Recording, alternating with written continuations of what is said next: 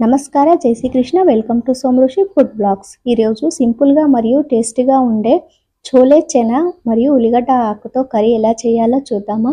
Curry చేసే ప్రాసెస్ని మరియు ఇంగ్రీడియంట్స్ని నేను వీడియోలో మెన్షన్ చేశానండి. వీడియోని చూస్తూ ప్రాసెస్ని ఫాలో అవుతూ తప్పకుండా ఈ స్టైల్లో ఇలా కర్రీని చేయండి. టేస్ట్లో చాలా బాగుంటుంది.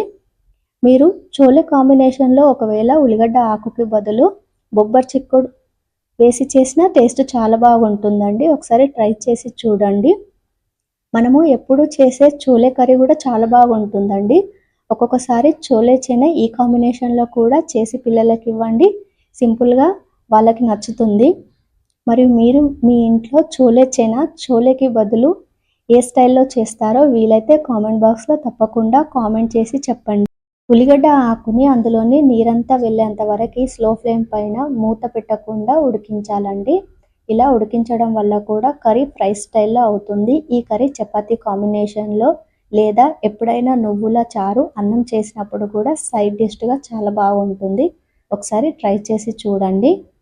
నేను ఇందులో పచ్చి కొబ్బరి తురుము కూడా వేసానండి. ఒకవేళ మీకు నచ్చితే వేయండి, లేకుంటే స్కిప్ చేయండి. కొన్ని కాంబినేషన్స్ కర్రీ చాలా బాగుంటాయండి. ఒక కర్రీ షూట్ చేసి సింపుల్ వేలో వ్యూవర్స్కి ప్రజెంట్ చేయడం ఎంత కష్టమో ఆ కర్రీకి వాయిస్ ఇవ్వడం కూడా అంతే కష్టం అని ఒక యూట్యూబ్ వీడియో క్రియేటర్గా నా అభిప్రాయం అండి.